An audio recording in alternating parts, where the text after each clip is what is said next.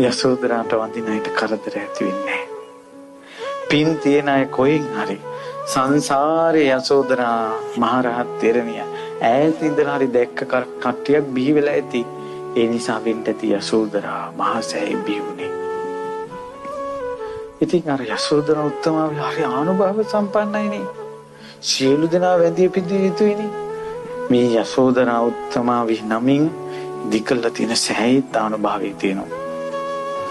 මේ රූපවාහිනියෙන් හරි මාධ්‍යයෙන් හරි බණහන යසෝදරා උත්තමාවියට පැහැදිච්ච කෙනෙක් ඉන්නවනම් මැරෙන්න කලින් ජීවිතේට එකම එක දවසක්වත් මේ භූමියට ඇවිල්ලා වැඳ පුදා ගන්න.